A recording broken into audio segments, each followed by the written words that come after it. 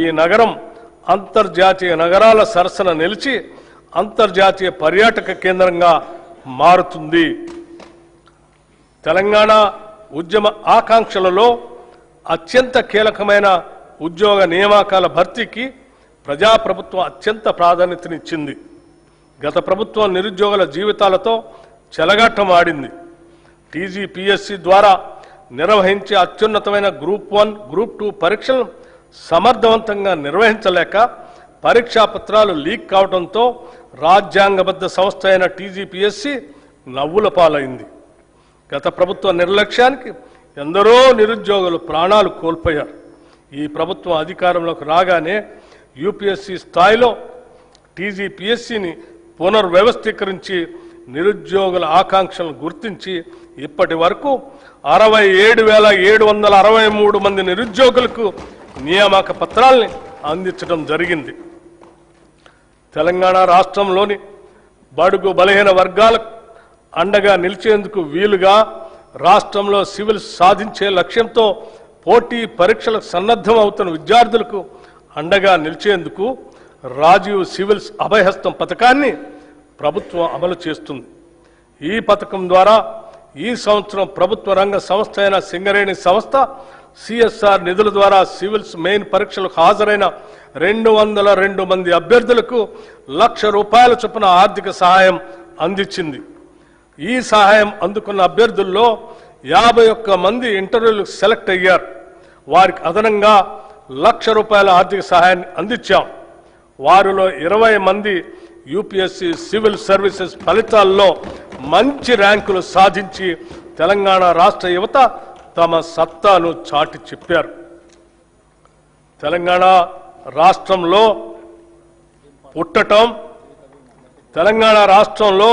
పుట్టటం ఇక్కడ జీవించటం ఒక వరం అనే విధంగా ప్రభుత్వం చర్యలు తీసుకుంటున్నది, సౌకర్యాలు కల్పిస్తున్నది. ఈ ప్రభుత్వం రాష్ట్రంలోని ప్రతి కుటుంబానికి భద్రత కల్పిస్తుంది. ఒక కుటుంబంలో ఆదాయం తెచ్చే వ్యక్తి దురదృష్టవశాత్తు అకస్మాత్తుగా దూరమైతే ఆ కుటుంబం పడే మానసిక వేదన ఒకటైతే వాళ్ళు ఎదుర్కొనే ఆర్థిక విపత్తు మరొకటి. ఒక్క సంఘటనతో ఆ కుటుంబం రోడ్డున పడుతుంది. ఆ భయం, ఆ అభద్రతా భావం ఏ ఒక్క తెలంగాణ బిడ్డకు ఉండకూడదన్నదే మా ప్రభుత్వ సంకల్పం. ప్రపంచంలోని ఏ అభివృద్ధి చెందిన దేశానికి సాధ్యం కాని రీతిలో కని విని ఎరుగని ఒక మహత్తర జీవిత బీమా పథకానికి ఈ బడ్జెట్లో శ్రీకారం చుడుతున్నాం. సామాజిక అంతరాలతో సంబంధం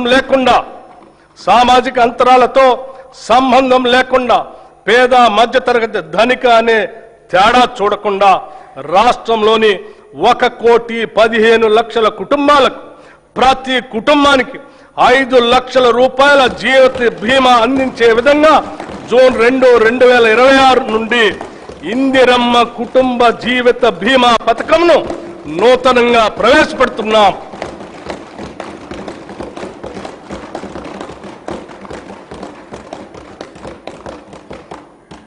ప్రజల సమస్యలను త్వరితగతిన పరిష్కరించేందుకు, పరిపాలనలో పారదర్శకత, బాధ్యతను పెంపొందించేందుకు ఏర్పాటు చేసిన ప్రజావాణి కార్యక్రమం విజయవంతంగా కొనసాగుతుంది. హైదరాబాద్లో ఉన్న మహాత్మా జ్యోతిబా పూలే ప్రజాభవన్లో ప్రజల వినతులను నేరుగా సమర్పించే అవకాశాన్ని కల్పించాం. ప్రభుత్వం అమలు చేస్తున్న సంక్షేమ పథకాలు, చేపడుతున్న అభివృద్ధి కార్యక్రమాలను ప్రజలకు మరింతగా చేరువ చేయాలనే సంకల్పంతో రాష్ట్రంలో ప్రజాపాలన ప్రగతి ప్రణాళిక పేరుతో 99 రోజుల కార్యక్రమాన్ని ప్రభుత్వం రూపొందించింది. ఈ కార్యక్రమం 2026 మార్చి 6 నుంచి జూన్ 12 వరకు సాగుతుంది.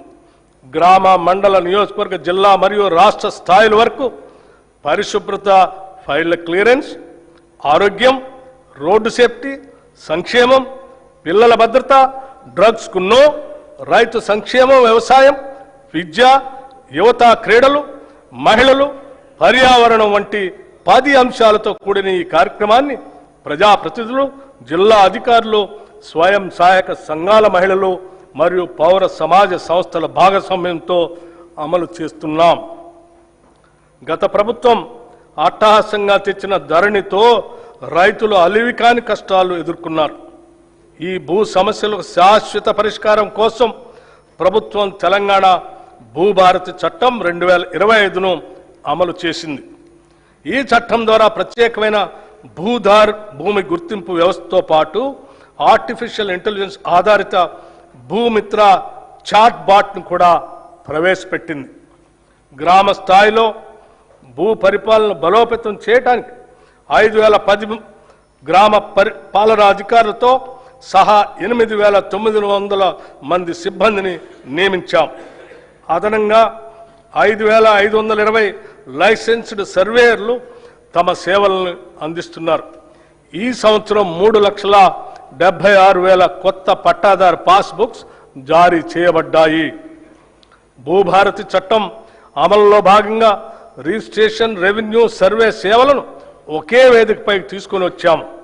దీంతో రైతుల సమస్యలకు త్వరిత పరిష్కారం అందించే అవకాశం కలిగింది.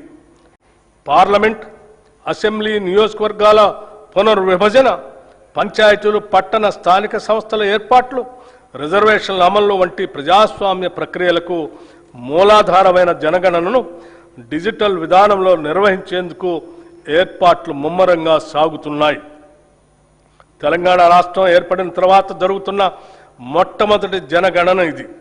దీనిలో స్వీయ నమోదు, సెల్ఫ్ ఎన్యూమరేషన్ విధానం, కులగణన అంశం ఉన్నాయి.